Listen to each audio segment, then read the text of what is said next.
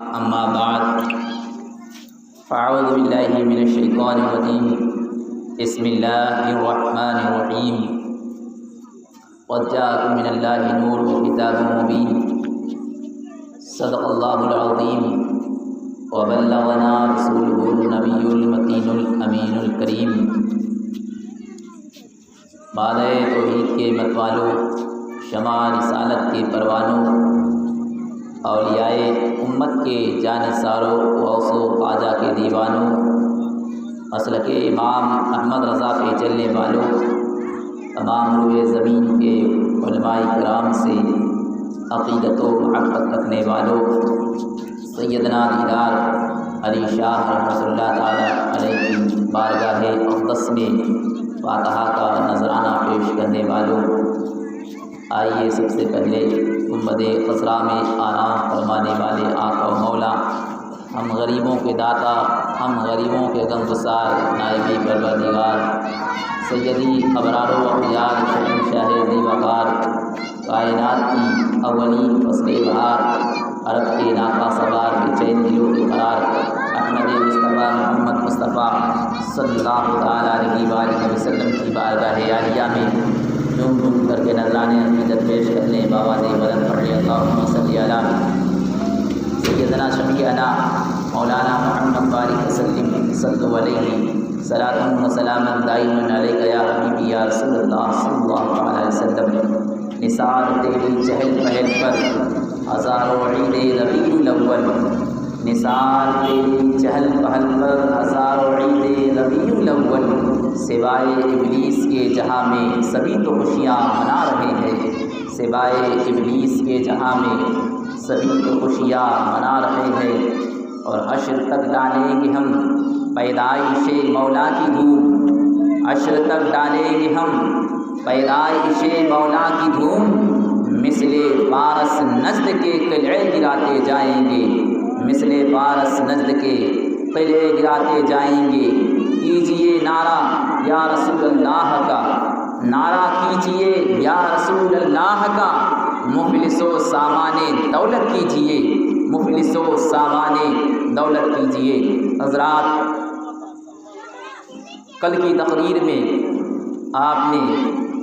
سیرت مصطفیٰ کے اس گوشے کو سماعت کیا تھا کہ آقا کریم علیہ السلام کی رضاعت کا زمانہ، دودھ پینے کی مدت کو رضاعت کہا جاتا ہے۔ آپ کی رضاعت کا زمانہ سیدہ حلیمہ سعدیہ رضی اللہ تعالیٰ عنہ کے پاس گزرا، اور جو دودھ پینے کی اکثر مدت ہے رضاعت کی، وہ زیادہ تر مدت حضرت حلیمہ سعدیہ رضی اللہ تعالیٰ عنہ کے پاس گزری۔ یہ ایسی خاتون ہیں کہ انہیں شرف ملا امام الانبیاء صلی اللہ تعالیٰ علیہ وسلم کی ماں ہونے کا، اور یہ کوئی معمولی شرف نہیں ہے، یہ وہ عظیم الشان شرف ہے کہ آپ کو دو جہاں کے سردار کی آپ ماں ہوئی، اور آپ نے حضور علیہ السلام کو دودھ نوش فرمایا۔ کل کی تقریر میں آپ نے یہ سنا تھا کہ حضرت حلیمہ سعدیہ رضی اللہ تعالیٰ عنہ جب حضور علیہ السلام کے 2 سال کی مدت ہو گئی دودھ پینے کی، اور یہی ہمارا اسلامی اور قرآن کا قانون ہے، شریعت مصطفیٰ کا قانون بھی یہی ہے کہ 2 سال بچوں کو دودھ پلایا جائے۔ قرآن شاہد ہے، قرآن فرماتا ہے امہات یرضین اولادہن حولین کاملین، کہ مائیں اپنے بچوں کو 2 سال دودھ پلائیں، قرآن فرماتا ہے۔ تو جب 2 سال، یہ زمانہ جاہلیت میں بھی یہی معاملہ تھا کہ 2 سال جب مدت پوری ہو جاتی تھی تو دودھ مائیں چھڑا دیا کرتی تھی۔ اسی دستور کے مطابق حضور علیہ السلام کی جب زندگی کے 2 سالہ گزر گئے، حضور علیہ السلام کا دودھ حضرت حلیمہ نے چھڑایا، اور پھر آپ کو لے کر کے، چونکہ اب جو دودھ پینے کی ہی غرض سے حضرت حلیمہ کی آغوش میں آئے تھے، اب وہ مدت ختم ہو گئی، تو قانون کے مطابق، اصول کے مطابق اب حضرت حلیمہ کی یہ ذمہ داری تھی کہ وہ حضور علیہ السلام کو ان کی والدہ ماجدہ کے سپرد کر دیں۔ چنانچہ وہ لے کر کے مکہ المکرمہ پہنچتی ہیں حضرت آمنہ طاہرہ رضی اللہ تعالیٰ عنہ کے پاس۔ تو عجب اتفاق تھا چونکہ وہ قدم قدم پر حضور علیہ الصلوۃ والسلام کی برکتوں کو دیکھا تھا اور ان کے دل میں یہ بات پیدا ہو چکی تھی کہ یہ بچہ کوئی معمولی بچہ نہیں ہے بلکہ بڑا بابرکت بچہ ہے، اور حضور کی برکات نبوت کے ظہور کو دیکھ کر ایک پل بھی حضرت حلیمہ کا یہ نہیں چاہتا تھا کہ حضور سے میں جدا ہو جاؤں۔ گویا ایک ایک لمحہ وہ حضور علیہ الصلوۃ والسلام کے ساتھ جو گزرا وہ یاد آ رہی تھی حضرت حلیمہ کو، اس لیے اتفاق سے ایسا معاملہ پیش آیا کہ جب آپ لے کر کے مکۃ المکرمہ پہنچتی ہیں حضرت آمنہ کی بارگاہ میں حضور علیہ الصلوۃ والسلام کو لے کر کے، عجب اتفاق تھا کہ مکۃ المکرمہ میں اس وقت آبائی مرض پھیلا ہوا تھا، تو اس آبائی مرض کا بہانہ مل گیا، چونکہ طبیعت تو نہیں چاہتی تھی کہ حضور علیہ الصلوۃ والسلام جدا ہو جائیں، اس لیے ایک بہانہ مل گیا، تو انہوں نے حضرت آمنہ حضور کی والدہ کو راضی کر لیا کہ شہر میں مرض پھیلا ہوا ہے، بیماری پھیلی ہوئی ہے، اس لیے بہتر ہے کہ حضور علیہ الصلوۃ والسلام گاؤں میں رہیں، چونکہ گاؤں کی آب و ہوا صحت مند ہوتی ہے، بیماریوں سے دور ہوتی ہے، تو یہ بہانہ انہیں مل گیا، انہوں نے یہ درخواست پیش کی، یہ بہانہ پیش کیا اور یہ بہانہ ان کا کارگر ہو گیا، جو ہے کام آ گیا، اور حضرت آمنہ راضی ہو جاتی ہیں اور اس درخواست کو منظور فرما لیتی ہیں۔ پھر ایک مرتبہ حضور علیہ الصلوۃ والسلام حضرت حلیمہ کی آغوش میں آ جاتے ہیں، تو حضرت حلیمہ کا گھر پھر برکتوں کی کان، برکتوں کا، رحمتوں کا گہوارہ بن جاتا ہے، خزانہ بن جاتا ہے۔ توجہ کے ساتھ بڑے ذوق و شوق سے آپ سیرت مصطفیٰ کو سنیے۔ آپ نے نبی کریم علیہ الصلوۃ والسلام کی عظمت پر، آپ کے معجزے پر، آپ کے فضائل پر آپ نے تقریریں بہت سنی ہیں، واقعات معجزات کے بہت سنے ہیں، لیکن چونکہ تفصیل سے جو سیرت مصطفیٰ پڑھنے کا جو مزہ ہے وہ الگ ہی ہے، ایک نیا انداز آپ کے سامنے پیش کر رہا ہوں، تفصیل کے ساتھ سنتے چلیے۔ آقا کریم علیہ الصلوۃ والسلام جب دوبارہ حضرت حلیمہ سعدیہ رضی اللہ تعالیٰ عنہ کے گھر آ گئے، اور جب حضور علیہ الصلوۃ والسلام پاؤں رکھنے کے، پاؤں کے بل چلنے کے قابل ہو گئے، تو آقا کریم علیہ الصلوۃ والسلام کے بچپن کو بھی ملاحظہ کیجئے کہ آقا کریم علیہ الصلوۃ والسلام کی زندگی کا ہر گوشہ لاجواب ہے، آپ کی جوانی بھی لاجواب ہے، بچپن بھی لاجواب ہے، آپ کی خانہ ازدواجی زندگی بھی لاجواب ہے، جس گوشے سے بھی دیکھیے میرے مصطفیٰ لاجواب ہے، مصطفیٰ آپ کے جیسا کوئی آیا نہیں، آتا بھی کیسے جب رب نے بنایا ہی نہیں۔ تو آقا کریم علیہ الصلوۃ والسلام کا بچپن دیکھیے، بچپن آپ جب پاؤں رکھ کر کے چلنے کے قابل ہو گئے تو آپ بچوں کو کھیلتے ہوئے دیکھتے ہیں، جیسے آپ بھی دیکھتے ہیں کہ بچے کھیلتے رہتے ہیں، شرارتیں کرتے رہتے ہیں، لیکن اللہ اکبر، آقا کریم علیہ الصلوۃ والسلام کا بچپن بھی کتنا نرالا ہے، آپ بچوں کو کھیلتے ہوئے دیکھتے ہیں لیکن خود اپنے آپ کو کھیل سے دور رکھتے ہیں۔ آقا کریم علیہ الصلوۃ والسلام جب بچے آپ کو کھیل کے لیے بلاتے ہیں تو آقا کریم علیہ الصلوۃ والسلام فرماتے ہیں میں اس لیے نہیں پیدا کیا گیا۔ حضور کا بچپن بھی ملاحظہ کرتے رہو، کتنا جو ہے لاجواب بچپن تھا، گویا جو بچپن کی شرارتیں ہوتی ہیں، جو بچپن کے کھیل کود ہوتے ہیں، ان تمام چیزوں سے بھی میرے آقا پاک و صاف تھے، ان تمام چیزوں سے بھی دور تھے۔ آقا کریم علیہ الصلوۃ والسلام جب آپ نے دیکھا کہ حضرت حلیمہ کے بیٹے اور بیٹیاں، جب میرے رضائی بھائی بہن صبح جب ان کو نہیں پاتے تو اماں جان سے پوچھا اے حلیمہ سعدیہ یہ تو بتاؤ کہ یہ میرے بھائی کہاں جاتے ہیں؟ تو حضرت حلیمہ فرماتی ہیں کہ وہ بکریاں چرانے کے لیے صبح صبح چلے جاتے ہیں۔ تو حضرت آقا کریم علیہ الصلوۃ والسلام فرماتے ہیں ماں مجھے بھی جانے کی اجازت دے دو۔ آقا کریم علیہ الصلوۃ والسلام اصرار کرتے ہیں، بار بار جو ہے یہ اصرار کرتے ہیں، تو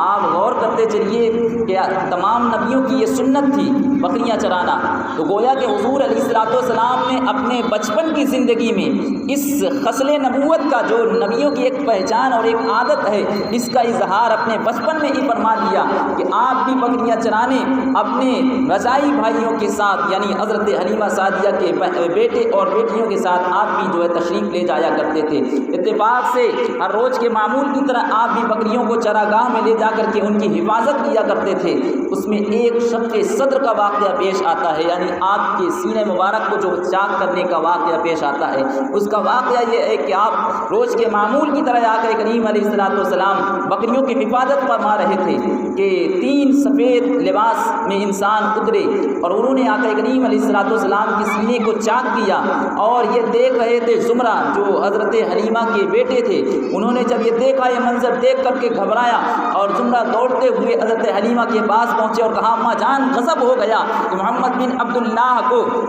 محمد بن عبداللہ کے سینے کو سجن کو چار کر دیا گیا ہے، اور اسی حال میں میں جو ہے ان کو چھوڑ کر کے آپ کے پاس آیا ہوں۔ یہ خبر سن کر کے حضرت حلیمہ ان کے شوہر بدحواس ہو جاتے ہیں اور جنگل کی طرف دوڑتے ہیں تو دیکھتے ہیں کہ آقا کریم علیہ الصلوۃ والسلام بیٹھے ہوئے ہیں۔ آپ کے چہرے پر خوف و ہراس اور اداسی کا عالم ہے۔ بڑی محبت سے حضرت حلیمہ چمکار کر کے پوچھتی ہیں اور فرماتی ہیں، عرض کرتی ہیں کہ بیٹے کیا بات ہے؟ آقا کریم علیہ الصلوۃ والسلام نے فرمایا کہ 3 سفید لباس اترے اور انہوں نے میرے سینے کو چاک کیا، اس میں سے کچھ نکالا اور کچھ اندر کیا اور میرے شغاف کو سی دیا، مجھے ذرہ برابر بھی کوئی تکلیف نہیں ہوئی۔ حضرت حلیمہ نے جب یہ سنا تو ان کے شوہر نے جب سنا تو بڑے گھبرائے، بڑے ڈرے، اور ان کے شوہر نے کہا کہ ہمیں شک ہوتا ہے کہ ان پر آصف کا کوئی اثر ہے، چنانچہ بہتر ہے کہ ان کو ان کے والدہ کے سپرد کر دیا جائے، چونکہ ان کو یہ ڈر ستانے لگا تھا کہ اب آقا کریم علیہ الصلوۃ والسلام کی ہم حفاظت نہ کر سکیں گے، کما حق ہو ان کی حفاظت نہ کر سکیں گے۔ اس لیے پھر حضرت حلیمہ لے کر کے مکہ المکرمہ پہنچتی ہیں اور والدہ ماجدہ کے سپرد کرتی ہیں۔ حضرت آمنہ نے فرمایا، اے حلیمہ تم تو بڑی شوق سے لے کر کے گئی تھی، بڑی چاہت سے تم لے کر کے گئی تھی میرے بیٹے کو، اب بات کیا ہے اتنی جلدی واپس کرنے کی؟ تو انہوں نے اس شبہہ کو جو ہے ظاہر کیا اور آصف کے شبہہ کو ظاہر کیا۔ تو حضرت آمنہ فرماتی ہیں کہ خدا کی قسم میرے بیٹے کی بڑی شان ہے، وہ تمام وسوسات سے اور شیطانی اثر سے میرا بیٹا جو ہے ان تمام اثرات سے محفوظ ہے، ان خطروں سے دور ہے۔ اور پھر ان کے اطمینان کے لیے آپ نے بچپن کے اور حمل کے واقعات بیان فرمائے، جو حمل کے واقعات پیش آئے تھے، حضور علیہ الصلوۃ والسلام کی ولادت سے پہلے جو معاملات پیش آئے، جو حالات پیش آئے، ان تمام حالات کو حضرت حلیمہ سے بیان فرمایا تو ان کا دل بھی مطمئن ہو گیا۔ پھر حضور علیہ الصلوۃ والسلام اپنی والدہ ماجدہ کے گود میں آ گئے۔ تفصیل کے ساتھ آپ سیرت مصطفیٰ سنیے۔ آپ نے بہت تقریریں سنی، لیکن سیرت مصطفیٰ کو جو تفصیل سے بیان کیا جاتا ہے وہ تفصیل آپ نے نہ سنی ہو، شاید نہ سنی ہو۔ تفصیل کے ساتھ سنتے چلیے کہ حضرت حلیمہ سعدیہ رضی اللہ تعالیٰ عنہا دوبارہ لے کے گئی، اور پھر حضور علیہ الصلوۃ والسلام اس واقعے کے بعد حضور علیہ الصلوۃ والسلام اپنی والدہ ماجدہ کی آغوش میں آ گئے اور حضور علیہ الصلوۃ والسلام اپنی والدہ ماجدہ کے پاس تربیت پانے لگے۔ جب حضور علیہ الصلوۃ والسلام کی عمر مبارک 6 برس کی ہوئی تو آپ کی والدہ حضرت آمنہ رضی اللہ تعالیٰ عنہا آپ کے دادا حضور علیہ الصلوۃ والسلام کے دادا کی ننیال بنو عدی بن نجار میں آپ رشتہ داروں سے ملنے کے لیے یا اپنے شوہر حضرت عبداللہ کی قبر کی زیارت کے لیے آپ تشریف لے جاتی ہیں۔ تو جب آپ واپس ہونے لگتی ہیں وہاں سے تو مقام ابوا پر حضرت آمنہ طاہرہ رضی اللہ تعالیٰ عنہا کا انتقال ہو جاتا ہے اور حضرت آمنہ وہیں دفن ہوتی ہے مقام ابوا پر واپسی پر۔ اس سفر میں حضرت ام ایمن بھی حضور علیہ الصلوۃ والسلام کے ساتھ تھی، تو حضور علیہ الصلوۃ والسلام کو لے کر کے ام ایمن ابوا سے لے کر کے مکہ المکرمہ آتی ہیں حضرت ام ایمن، اور آپ نے حضرت عبد المطلب رضی اللہ تعالیٰ عنہ کے ثبوت کر دیا۔ تو اس طرح حضور علیہ الصلوۃ والسلام کے سر سے ماں کی شفقت اور ماں کی آغوش کا سایہ بھی اڑ گیا۔ حضرت عبداللہ کا پہلے ہی وصال ہو چکا تھا آپ کے والد گرامی کا، اور آپ کی والدہ محترمہ کا بھی سایہ سر سے اڑ جاتا ہے، اور حضور علیہ الصلوۃ والسلام اپنے دادا کی آغوش میں آ جاتے ہیں اور دادا کی تربیت میں آ جاتے ہیں۔ حضرت عبد المطلب رضی اللہ تعالیٰ نے اپنے پوتے کی بڑی محبت اور بڑی شفقت اور بڑے پیار سے آپ نے پرورش فرمائی۔ جب حضور علیہ الصلوۃ والسلام کی عمر مبارک 8 برس کی ہوتی ہے تو حضرت آپ کے دادا حضرت عبد المطلب رضی اللہ تعالیٰ عنہ کا بھی وصال ہو جاتا ہے، وہ بھی انتقال فرما جاتے ہیں۔ تو حضور علیہ الصلوۃ والسلام کے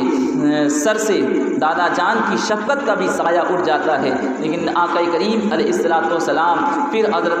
ابو طالب کی کفالت میں آ جاتے ہیں، اور پوری زندگی آپ کے چچا ابو طالب نے حضور علیہ الصلوۃ والسلام کی حمایت کی، آپ کی کفالت کی، اور ہر مصیبت کی گھڑی میں حضور علیہ الصلوۃ والسلام کے ساتھ کھڑے رہے۔ سارے مکہ جب آپ کے مخالفت پہ آمادہ ہو گئے، ایسے عالم میں بھی آپ نے ابو طالب نے حضور علیہ الصلوۃ والسلام کا ساتھ نہ چھوڑا، گرج کے اپنے ساتھ انہیں لٹاتے، اپنے ساتھ انہیں بیٹھاتے، جب سفر میں جاتے تو حضور علیہ الصلوۃ والسلام کو ساتھ میں لے جاتے، گرج کے بڑی عقیدت، بڑی محبت، بڑی شفقت کے ساتھ آپ نے حضور کی کفالت کی، حضور علیہ الصلوۃ والسلام کی حمایت کی، آپ نے ان کی نصرت کی۔ جب حضور علیہ الصلوۃ والسلام کی عمر مبارک 12 برس کی ہو گئی تو حضور علیہ الصلوۃ والسلام نے ملک شام کا پہلا سفر فرمایا۔ آقا کریم علیہ الصلوۃ والسلام نے اعلان نبوت سے قبل 3 سفر آپ نے فرمائے، 2 ملک شام کے اور 1 یمن کا۔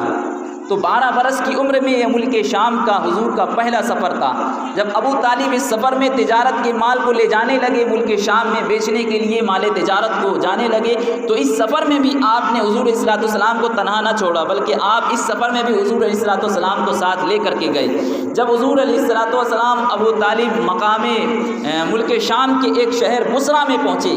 تو وہاں پر آپ نے بحیرہ راہب کے پاس آپ نے قیام کیا، اس کی خانقاہ کے پاس۔ آپ نے سنا ہوگا بحیرہ راہب کا واقعہ۔ جب حضور علیہ الصلوۃ والسلام نے وہاں پر قیام کیا تو بحیرہ راہب نے حضور علیہ الصلوۃ والسلام کو دیکھتے ہی وہ پہچان گیا کہ یہ نبی آخر الزماں ہے، کیونکہ وہ تورات اور انجیل کا عالم تھا، اور تورات انجیل میں جب نبی آخر الزماں صلی اللہ علیہ وسلم کی علامتیں بیان کی گئی تھی کہ نبی آخر الزماں کی علامتیں کیا ہیں، پہچان کیا ہے، تو ان علامتوں کو بحیرہ راہب تورات اور انجیل کے اندر پڑھا ہوا تھا۔ وہ حضور علیہ الصلوۃ والسلام کو دیکھتے ہی پہچان گیا اور ابو طالب سے بلا کر کے کہا کہ یہ خدا کے رسول ہیں، یہ رحمت للعالمین ہیں، یہ سارے جہانوں کے سردار ہیں۔ میں نے دیکھا کہ شجر و اجر ان کو سجدہ کرتے ہیں اور ابر بادل ان پر سایہ کرتا ہے، اور ان کے دونوں کاندھوں کے درمیان مہر نبوت ہے، ختم نبوت ہے۔ اس لیے میں تمہیں یہ صلاح دیتا ہوں، یہ مشورہ دیتا ہوں کہ تم اپنے مال تجارت کو یہیں پر بیچ کر کے واپس مکے چلے جاؤ، اس لیے کہ جہاں آپ جا رہے ہو ملک شام، وہاں یہودی نبی آخر الزماں کے دشمن ہیں، وہ آپ کو دیکھتے ہی انہیں قتل کر ڈالیں گے، انہیں شہید کر ڈالیں گے۔ اس لیے تمہارے لیے بہتر ہے کہ تم اپنے مال تجارت کو بیچ کر کے اور واپس ہو جاؤ۔ یہ بحیرہ راہب ابو طالب سے کہہ رہا ہے، اس نے انجیل اور تورات کے اندر نبی آخر الزماں کی علامتوں کو پڑھا تھا۔ وہ حضور اسلام کو دیکھتے ہی پہچان گیا کہ یہ کوئی اور نہیں ہے بلکہ یہ خاتم النبیین ہے، یہ نبی آخر الزماں ہے، یہ دو جہاں کے سردار ہیں، یہ رحمت للعالمین ہیں، یہ خدا کے محبوب ہیں، خدا کے رسول ہیں۔ چنانچہ بحیرہ راہب کی اس بات پر عمل کرتے ہوئے حضرت ابو طالب کو بھی خطرہ محسوس ہونے لگا، اور انہوں نے اپنے مال تجارت کو وہی ملک شام کا شہر بصرہ میں آپ نے اس تجارت کے مال کو بیچ دیا اور آپ مکے واپس آ گئے۔ اس طرح حضور علیہ الصلوۃ والسلام کا پہلا سفر تھا آپ کی زندگی میں، جو ملک شام کا آپ نے سفر فرمایا۔ پھر حضور علیہ الصلوۃ والسلام کا جو دوسرا سفر ہے وہ ملک شام کا دوسرا سفر آپ نے فرمایا 25 برس کی عمر میں، اور یہی سفر حضرت خدیجہ سے نکاح کا سبب بنا۔ اس کو تفصیل سے سنیے، درود پاک پڑھیں، اللہم صلی علی سیدنا شفیعنا مولانا محمد بارک وسلم، صلو علیہ صلاۃ و سلام دائما علیک یا حبیبی یا رسول اللہ صلی اللہ علیہ وسلم۔ سیرت مصطفیٰ اتنی تفصیلی گفتگو ہے کہ اگر حقیقی معنوں میں ایک ماہ بھی بیان کیا جائے تو سیرت مصطفیٰ کو بیان نہیں کیا جا سکتا۔ تو تفصیلی گفتگو ہے، لیکن اس مختصر سی اس گفتگو کو آپ کے سامنے پیش کر رہا ہوں چونکہ وقت بڑا کم رہتا ہے۔ ایک بار اور درود پاک پڑھیں تو رسول اللہ صلی علی سیدنا شفیعنا مولانا محمد بارک وسلم، صلو علیہ صلاۃ و سلام دائما علیک یا حبیبی یا رسول اللہ صلی اللہ تعالیٰ علیہ وسلم۔ جب حضور علیہ الصلوۃ والسلام عین شباب کی حالت پہ، یعنی 25 برس کی آپ کی عمر ہوئی، شباب کا عالم،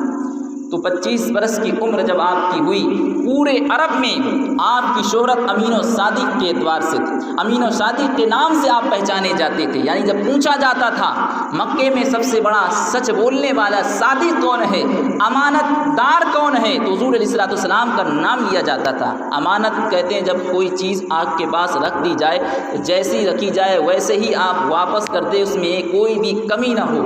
وہ ہے امین، کہ امانت دار آدمی۔ تو حضور علیہ الصلوۃ والسلام پورے ملک عرب میں اور خصوصاً مکے کی سرزمین میں آپ کو تمام لوگ جو کفار تھے، جو آپ کے مخالف تھے، دشمن تھے، وہ بھی آپ کو امین و صادق کے نام سے جانتے تھے اور امین و صادق کہہ کر کے آپ کو پکارتے تھے۔ تو پورا چرچا آپ کے جو ہے زندگی کا، چونکہ حضور علیہ الصلوۃ والسلام کا بچپن بھی لاجواب تھا، آپ کی جوانی بھی لاجواب تھی، سارا مکہ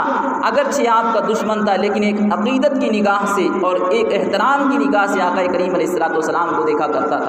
حضور علیہ الصلوۃ والسلام کی عمر مبارک 25 برس کی ہے،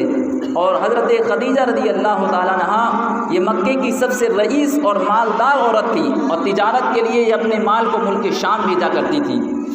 حضرت خدیجہ کو ایک ایسے شخص کی تلاش تھی، ایک ایسے شخص کی ضرورت تھی جو ان کے تجارت کے مال کو لے جا کر کے ملک شام میں بھیجے، ملک شام لے جائے اور وہاں خرید و فروخت کرے۔ تو اس کے لیے، اس کام کے لیے ان کی نظر جنہوں نے ان کو منتخب کیا، حضرت خدیجہ نے جس شخصیت کو منتخب کیا، یعنی آقا کریم علیہ الصلوۃ والسلام کو اس کام کے لیے انہوں نے منتخب فرمایا، اور انہوں نے آقا کریم علیہ الصلوۃ والسلام کے پاس پیغام بھیج دیا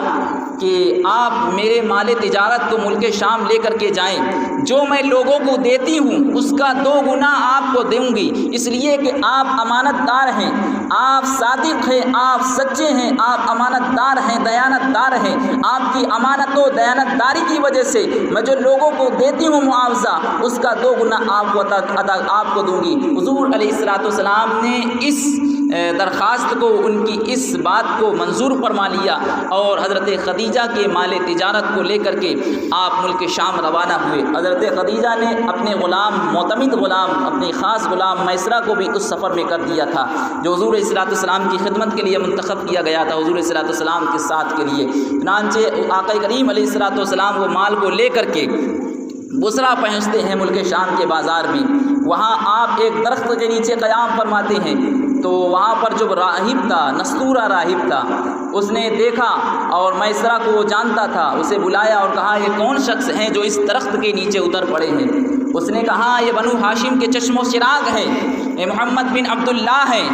اور یہ محمد بن عبداللہ ہیں، یہ بنو ہاشم کے چشم و چراغ ہیں، اور ان کا لقب امین و صادق ہے۔ اس نے کہا اس درخت میں سوائے نبی کے کوئی نہیں اترا ہے، ایسا مجھے معلوم ہوتا ہے اور مجھے یقین ہے کہ نبی آخر الزماں کی جو نشانیاں تورات اور انجیل کے اندر بیان کی گئی ہیں وہ ان میں موجود ہیں، ان میں پائی جاتی ہیں۔ میں اے کاش، اس نے اپنی تمنا کو ظاہر کیا تھا، اپنی عقیدت کو ظاہر کیا تھا، اے کاش میں اس وقت زندہ ہوتا جب آپ اعلان نبوت فرمائیں گے تو میں آپ کی اعلان نبوت پہ لبیک کہتا، اور میں آپ کی حمایت کرتا، آپ کی مدد کرتا، اور پوری زندگی آپ کی خدمت میں گزار دیتا۔ وہ اس نے اپنی عقیدت کا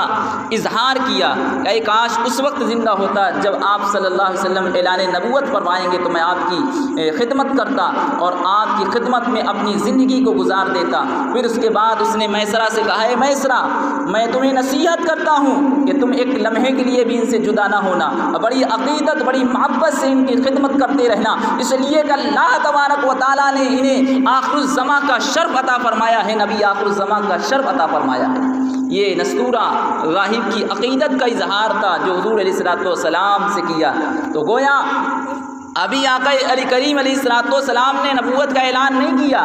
لیکن اس وقت کے راہبوں نے بھی حضور علیہ الصلوۃ والسلام کو پہچان لیا۔ لیکن آج ایسے بھی لوگ ہیں جو حضور علیہ الصلوۃ والسلام کی وصال کو 1400 سال کا عرصہ گزر گیا اور معاذ اللہ وہ کہتے ہیں حضور علیہ السلام ہماری طرح بشر ہیں، حضور کے بارے میں کہتے ہیں ان میں غیب نہیں، وہ حضور کے بارے میں کہتے ہیں کہ حضور علیہ الصلوۃ والسلام معاذ اللہ صد مار معاذ اللہ رب العالمین مر کر مٹی میں مل گئے۔ یہ چرند و پرند ہیں، یہ راہب ہیں جو ابھی بچپنا کو، حضور کے بچپنے کو دیکھا ہے، اعلان نبوت کو نہیں دیکھا ہے، اور ابھی اسلام نہیں آیا، ابھی خدا کے احکام نہیں آئے، پیغام نہیں آیا، قرآن نہیں اترا، لیکن اس وقت بھی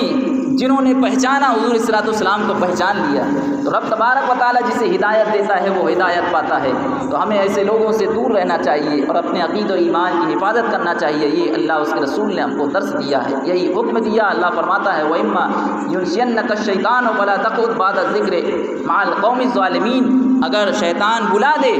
تو یاد آ جانے کے بعد ظالموں کے پاس مت بیٹھو۔ اور اس سے بڑھ کے ظالم کون ہوگا جو اللہ اس کے رسول کی شان میں توہین کرے؟ اس سے بڑھ کر کے ظالم کون ہوگا جو اللہ اس کے رسول کو ایذا پہنچائے، ان کو تکلیفیں پہنچائے؟ تو جب ظالم کے بارے میں اللہ نے فرمایا کہ ان کے ساتھ مت بیٹھو،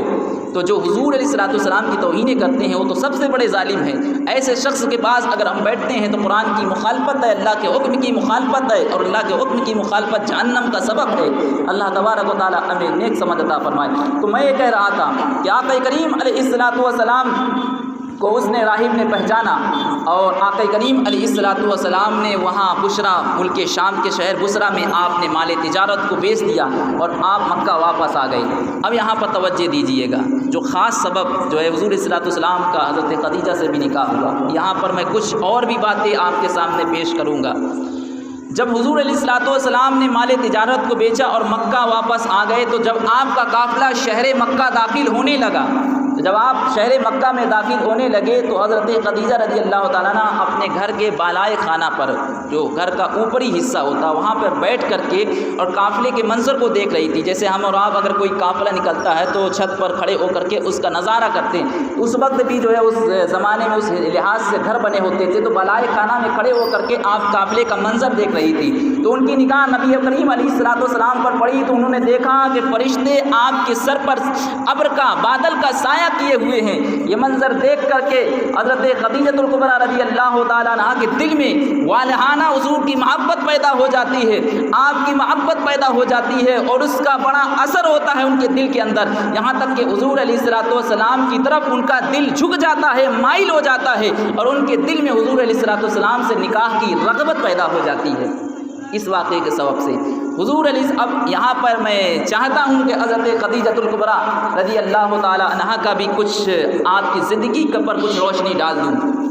حضرت خدیجہ الکبریٰ رضی اللہ تعالیٰ عنہا، آپ جانتے ہیں کہ حضور علیہ السلام،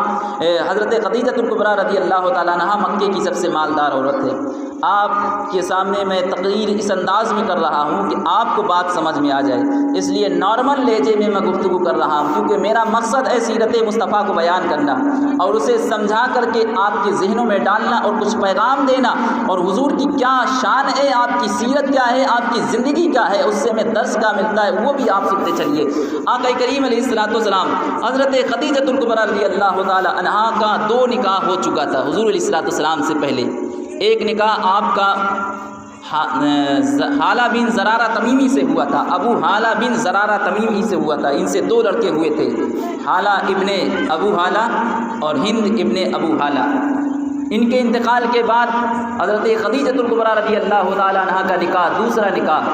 عتیق بن عابد مخزومی سے ہوا تھا، اس سے بھی ایک لڑکا اور ایک لڑکی پیدا ہوئی تھی، عبداللہ بن عتیق اور ہند بنت عتیق، یہ بھی انتقال کر گئے۔ تو حضور علیہ السلام سے پہلے غور کیجئے گا، حضور اسلام نے بیواؤں کے مقام کو کس قدر بلند فرمایا اور کس کنڈیشن میں بلند فرمایا، جبکہ عورت کو منحوس سمجھا جاتا تھا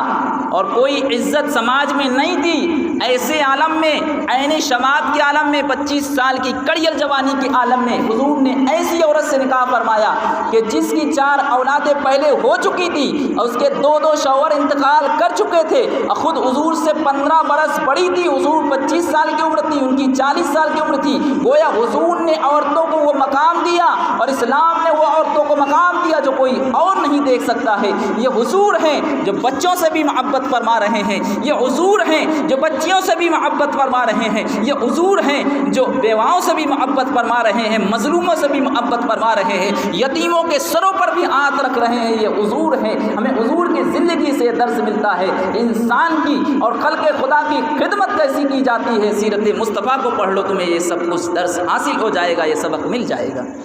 سرکار دو عالم صلی اللہ علیہ وسلم کے تعلق سے آتا ہے کہ حضور صلی اللہ علیہ وسلم اگر بچے آپ کا ہاتھ تھام لیتے تھے تو آقا کریم علیہ السلام جب تک بچے ہاتھ نہ چھوڑ دیتے آپ ان کا ہاتھ نہ چھوڑتے۔ یہ دل جوئی ہے، یہ محبت ہے۔ اگر کوئی آپ صلی اللہ علیہ وسلم سے وعدہ فرما لیتا تو آپ اسی جگہ پر جب تک وہ نہ لوٹتا اسی مقام پر آپ ہوتے۔ روایت میں آتا ہے کہ ایک شخص نے وعدہ کیا حضور صلی اللہ علیہ وسلم سے کہ میں یہیں ملوں گا، 3 دن کے بعد اسے یاد آیا اپنے وعدے کو، جب وہ لوٹا تو دیکھا حضور صلی اللہ علیہ وسلم اسی جگہ ہیں۔ اللہ اکبر، کون ہے جو اتنا بڑا وعدے کو پورا کرے؟ یہ حضور کی زندگی سے ہمیں درس ملتا ہے کہ مومن کی شان یہ نہیں ہے کہ وہ وعدہ خلافی کرے، اور حدیث میں فرمایا کہ علامت المنافق 3، اذا وعد فخلف، اذا اؤتمن فخان، اذا حدث فكذب۔ منافق کی علامتوں میں سے 3 علامتیں یہ ہیں کہ جب وہ وعدہ کرے تو وعدہ خلافی کرے، جب امانت دی جائے تو امانت میں خیانت کر دے، اور جب وہ بولے تو جھوٹ بولے۔ تو یہ مسلمان کی پہچان نہیں ہے، یہ منافقوں کی علامت ہے۔ تو اللہ تبارک و تعالیٰ ہمیں ایسے عظیم گناہ سے بھی بچنے کی توفیق عطا فرمائے۔ تو یہ حضور علیہ السلام کی زندگی سے ہمیں درس مل رہا ہے کہ آقا کریم علیہ السلام 3 دنوں تک آپ اسی مقام پر رہے۔ جب وہ لوٹا تو حضور علیہ السلام بگڑے نہیں۔ اللہ اکبر، کیا اخلاق تھا۔ آپ اگر کسی کا انتظار کریں اور وہ کہہ دے کہ میں 2 منٹ میں آ جاؤں گا، اور وہ اگر 5 منٹ میں آئے تو آپ اس پہ برہم ہو جاتے ہیں کہ میں نے تمہیں ابھی بلایا تھا نہیں آئے۔ لیکن اللہ اکبر، حضور علیہ السلام کا اخلاق دیکھیے، اور اسلام تو اخلاق ہی سے پہلا ہے، محبت سے پہلا ہے، تلوار سے نہیں پہلا ہے۔ تلوار تو محمود غزنوی کی 17 بار ہندوستان میں آئی، لیکن جو کام غریب نواز نے کر دیا وہ محمود غزنوی کی تلواروں نے نہیں کیا۔ 90 لاکھ غیر مسلموں کو آپ نے کلمہ پڑھا دیا۔ وہ تلوار کوئی لوہے کی تلوار نہیں تھی بلکہ وہ اخلاق کی تلوار تھی، کردار کی تلوار تھی، محبت کی تلوار تھی۔ اس لیے کہ طاقت سے گردن کو تو جھکایا جا سکتا ہے لیکن دل پر حکومت نہیں کی جا سکتی ہے۔ ظلم سے گردن کو جھکایا جا سکتا ہے لیکن دل کو نہیں جھکایا جا سکتا ہے۔ حضور غریب نواز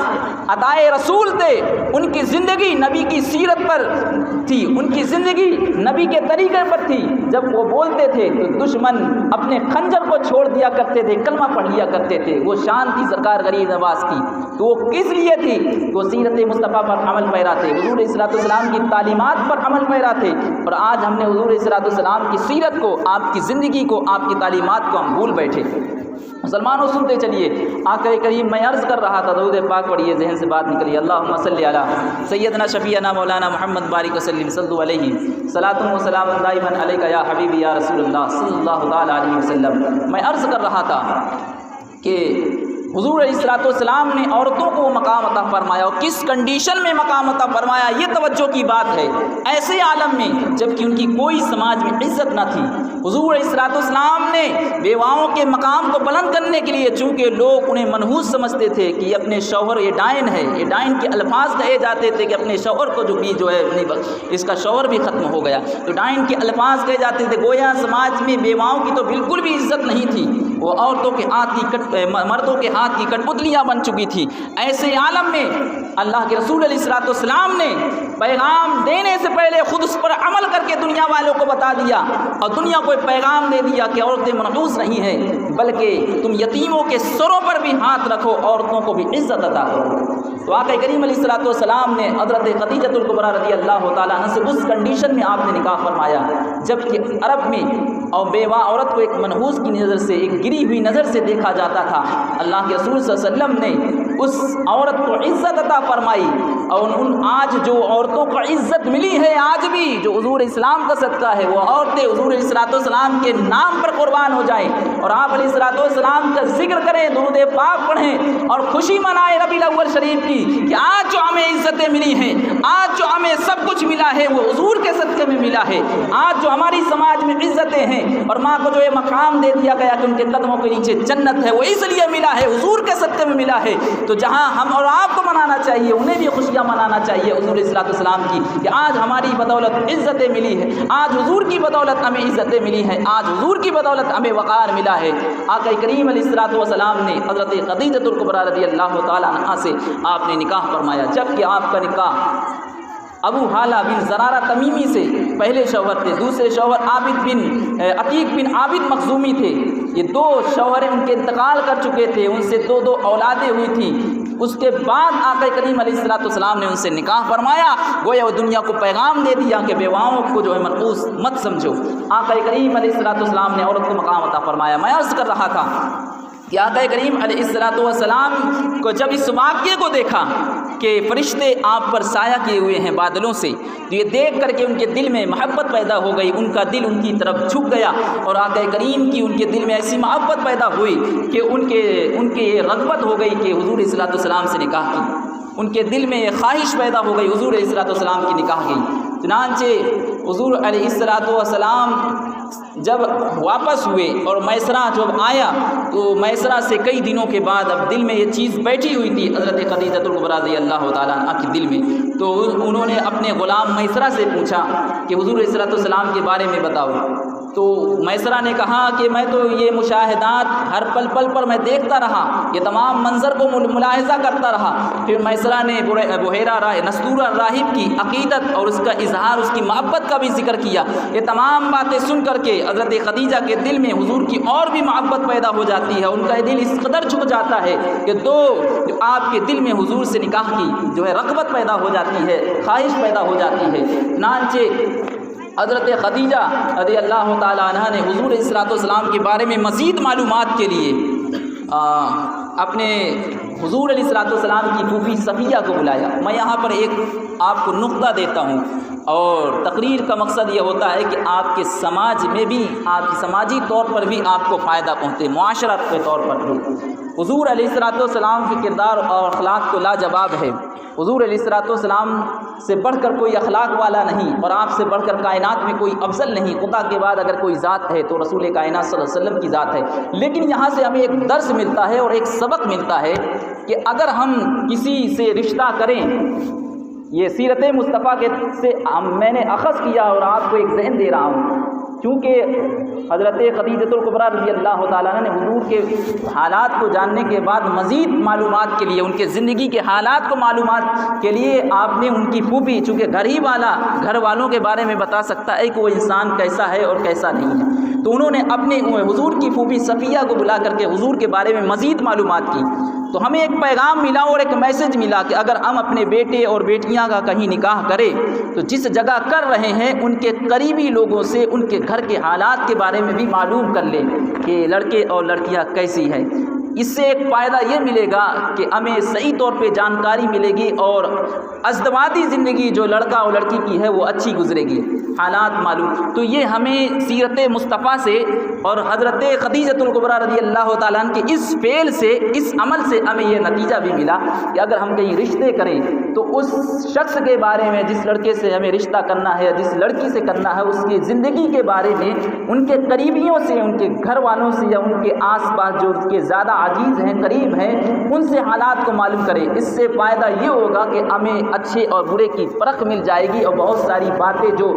زندگی کی ہوتی ہیں، جو خاص ہی لوگ جانتے ہیں، گھر ہی کے لوگ، تو وہ چیزیں سامنے آ جائیں گی۔ اس طرح ایک اچھا معاشرہ بھی بن سکتا ہے اور بیٹیوں کی اور بیٹوں کی اچھی زندگی بھی گزر سکتی ہے۔ تو ہمیں جہاں سیرت مصطفیٰ سے جو ہے حضور علیہ السلام کی سیرت سے ملتا ہے، تو حضرت خدیجۃ الکبریٰ رضی اللہ تعالیٰ کے اس عمل سے ہمیں یہ بھی ملتا ہے کہ ہم جانچ پرکھ بھی کر لیا کریں رشتے کے وقت۔ تو یہ کوئی برا نہیں ہے، اس لیے کہ اس سے حلت ثابت ہوتی ہے کہ یہ کوئی برا نہیں ہے بلکہ یہ اچھا ہے، اس لیے کہ مومن کی عزت سے بڑھ کر کے کچھ نہیں ہے۔ حدیث شریف میں آیا ہے کہ مومن کی عزت خانہ کعبہ سے بڑھ کر کے ہے۔ مومن کی عزت اور جو مومن کو تکلیف پہنچاتا ہے اس کے بارے میں حدیث میں فرمایا کہ بلا وجہ مومن وہ ہے جس کی زبان، حدیث میں مومن کی تعریف یوں فرمائی گئی، مومن وہ ہے جس کی زبان اور اس کے ہاتھ سے دوسرا مسلمان محفوظ رہے۔ تو مومن کو تکلیف دینا کوئی عام مسئلہ نہیں ہے۔ بہرحال تو جہاں سیرت مصطفیٰ سے ہمیں ملتا ہے تو حضرت خدیجۃ الکبریٰ رضی اللہ تعالی عنہا کے اس عمل سے ہمیں یہ بھی ملتا ہے۔ وقت بہت زیادہ ہو گیا، بس مختصر بات میں اپنی پوری کر دوں۔ حضور علیہ الصلوۃ والسلام کی بارگاہ ہمیں حضرت صفیہ جو حضور کی پھوپھی ہیں ان سے حضور کے بارے میں مزید معلومات حاصل کی۔ اس کے بعد آپ نے نفیسہ بنت امیہ کے ذریعے سے آپ نے حضور کو پیغام پہنچایا، تو حضور علیہ الصلوۃ والسلام نے اس پیغام کو اپنے بڑوں کے سامنے، اپنے چچا ابو طالب، حضرت حمزہ اور خاندان کے دوسروں کے سامنے اس پیغام کو آپ نے سنایا۔ ایک بات یہاں سے اور بھی واضح ہو جاتی ہے کہ اگر کوئی عورت نکاح کا پیغام دے تو چاہیے کہ اس لڑکے کو ماں باپ کے سامنے اس نکاح کو ظاہر فرما دے، یہ کوئی برا نہیں ہے، کیونکہ حضور علیہ الصلوۃ والسلام سے جو ہے حضرت خدیجہ نے نکاح کا پیغام دیا، تو حضور علیہ الصلوۃ والسلام نے اس کو اپنے خاندان کے بڑوں پر پیش کیا۔ گویا ہمیں یہ درس ملا کہ اگر کوئی ایسا معاملہ آئے تو ہم اپنے بڑوں پر اس معاملے کو پیش کریں، اپنے ماں پر، اپنے باپ پر، اپنے چچاؤں پر، اپنے خاندان والوں پر۔ یہ کوئی برا نہیں ہے، برا تو وہ ہے جب شریعت پر عمل نہ کریں اور جو شریعت کے حدود ہیں ان شریعت کے حدود کو توڑ دیں اور گناہ کی طرف مائل ہو جائیں۔ آپ کا دل پاک اور صاف ہونا چاہیے۔ اگر کسی نے نکاح کا پیغام دیا تو اس کی نیکی کی وجہ سے دیا، کیونکہ حضرت خدیجۃ الکبریٰ رضی اللہ تعالیٰ عنہ فرماتی ہیں، امام السیرت محمد بن اسحاق نے سیرت مصطفیٰ کے اندر اس کو لکھا ہے، اور خود حضرت خدیجہ رضی اللہ تعالیٰ نے حضور سے فرمایا کہ میں نے جو آپ کو پسند کیا اس کی ایک وجہ ہے، وہ وجہ یہ ہے کہ آپ اخلاق میں سب سے اچھے ہیں اور آپ سچے ہیں، اس لیے میں نے آپ کو پسند کیا۔ تو اگر کوئی عورت اگر مرد کو نکاح کا پیغام دے دیتی ہے تو دل کا بھی حال معلوم ہونا چاہیے، کسی کی نیکی کی وجہ سے بھی پیغام دیا جاتا ہے۔ تو حضور علیہ الصلوۃ والسلام کی سچائی اور آپ کی صداقت اور آپ کی پرہیزگاری، آپ کے نیکی کو دیکھ کر کے، آپ کی امانت داری کو دیکھ کر کے انہوں نے پیغام دیا۔ تو حضور علیہ الصلوۃ والسلام نے اس نکاح کے پیغام کو اپنے خاندان والوں پر، اپنے چچا ابو طالب پر اور دیگر خاندان کے بڑے بوڑھوں پر آپ نے اسے پیش کیا۔ چونکہ رشتہ اچھا تھا اور حضرت خدیجہ الکبریٰ کو رضی اللہ تعالیٰ سے نکاح نہ ہو، ایسا ہو ہی نہیں سکتا تھا، اس لیے کہ آپ کو پورے مکہ میں طاہرہ کے لقب سے یاد کیا جاتا تھا، جس کا معنی ہوتا ہے پارسا، نیک، پرہیزگار، پاکیزہ عورت، پاک باز عورت کے لقب سے آپ یاد تھے۔ گویا کہ حضرت خدیجہ الکبریٰ رضی اللہ تعالی عنہا آپ مالداری میں بھی ممتاز تھی اور آپ سیرت میں بھی ممتاز تھی، کہ آپ کی سیرت یہ تھی کہ آپ بہت پارسا تھی، بڑی پاک دامن عورت تھی، نیک عورت تھی۔ اس لیے حضور علیہ الصلوۃ والسلام کے خاندان والوں نے بھی اس رشتے کو منظور فرما لیا۔ تو ایک بات ہمیں یہ بھی ملتا ہے اور ایک سبق سیرت مصطفیٰ سے یہ بھی ملتا ہے کہ اگر نیک اور اچھے رشتے آئیں تو اسے منظور کر لینا چاہیے۔ بچیوں کی عمر کو بڑھانا نہ چاہیے کہ وہ بھی ایک فتنے کا سبب بن سکتا ہے۔ اگر نیک رشتے آتے ہیں، دیندار رشتے آتے ہیں، اچھے رشتے آتے ہیں تو اسے قبول کر لینا چاہیے۔ اس لیے کہ جب حضور علیہ الصلوۃ والسلام نے حضرت خدیجہ الکبریٰ رضی اللہ تعالیٰ عنہ کے نکاح کے تعلق سے اپنے خاندان والوں کے سامنے پیش کیا تو خاندان والوں نے اس رشتے کو منظور کر لیا، اس لیے کہ اہل مکہ جانتا تھا کہ حضرت خدیجہ الکبریٰ رضی اللہ تعالیٰ عنہ پاک باز ہیں، نیک عورت ہیں، پارسا ہیں، پاک دامن ہیں۔ تو ہمیں یہ پتہ چلتا ہے کہ اگر نیک رشتے آتے ہیں، اچھے رشتے آتے ہیں تو وقت اور لڑکیوں کے وقت کو ضائع نہ کریں، بلکہ ان کے جو ہے دینداری کو دیکھ کر کے ان کے رشتے کو کر دیا کریں۔ یہ ہمیں سیرت مصطفیٰ سے درس ملتا ہے۔ اگر ہم نے اس پر عمل کر لیا تو ہم ندامت اور شرمندگی سے بھی بچ سکتے ہیں اور صحیح وقت پر ان کی زندگی بھی بسر ہو سکتی ہے، اور صحیح وقت پر شادی کے بہت سے فوائد ہیں، بہت سے فائدے ہیں جو ہم اور آپ نہیں جان سکتے ہیں۔ اس لیے شریعت مصطفیٰ نے جو ہے حدیث شریف میں آیا ہے کہ جلد سے جلد کرنی چاہیے، اور اگر اچھے رشتے آئیں اور شادی نہ کریں تو زمین میں جو ہے فتنے ہوں گے، یہ حدیث کے الفاظ ہیں۔ تو اس لیے ہمیں سیرت مصطفیٰ سے یہ درس ملتا ہے کہ اگر اچھے رشتے ہوں تو اسے قبول کر لینا چاہیے۔ جیسا حضرت خدیجہ الکبریٰ کا جب رشتہ پیش کیا گیا خاندان کے سامنے تو خاندان والوں نے فوراً قبول کر لیا، کیونکہ اہل مکہ جانتا تھا کہ وہ نیک عورت ہے، مالدار ہیں، وہ پاک باز ہیں، وہ پارسا ہیں، پاک دامن ہیں۔ حضور علیہ الصلوۃ والسلام وقت بہت زیادہ ہو رہا ہے، کل انشاءاللہ حضور علیہ الصلوۃ والسلام کی اس نکاح کے تعلق سے میں انشاءاللہ اور بیان کروں گا، چونکہ وقت بڑا مختصر ہوتا ہے اور نماز کا اذان کا وقت بھی قریب ہو رہا ہے۔ رب تبارک و تعالیٰ سے دعا ہے کہ رب تبارک و تعالیٰ اس محفل کو اپنی بارگاہ میں قبول عطا فرمائے اور اپنے فضل و کرم سے جو خطائیں ہو گئی معاف عطا فرمائے۔ استغفر اللہ ربی من کل ذنب واتوب الیہ، اشہد ان لا الہ الا اللہ واشہد ان محمدا عبدہ ورسولہ۔ آپ حضرات جلدی آنے کی کوشش کیا کریں، کیونکہ جب کوئی رہتا نہیں ہے تو ہمیں نعت پاک پڑھ کر کے اور پھر انتظار کرنا پڑتا ہے۔ تو آپ حضرات اگر وقت پر آ جائیں تو کچھ سیرت مصطفیٰ کو میں اور تفصیل سے بیان کروں، بس 2 شعر کے ساتھ میں رخصت ہو جاؤں۔ فیصلہ نبی کا ہے سنی بخش جائیں گے، فیصلہ نبی کا ہے سنی بخش جائیں گے، کرمی قیامت سے ہم نجات پائیں گے، کرمی قیامت سے ہم نجات پائیں گے۔ اور جو حضور کے دشمن ہیں ان کا انجام کیا ہے؟ جتنے ہیں عدو پیارے سرورے دو عالم کے، جتنے ہیں عدو پیارے سرورے دو عالم کے، ارے آتش جہنم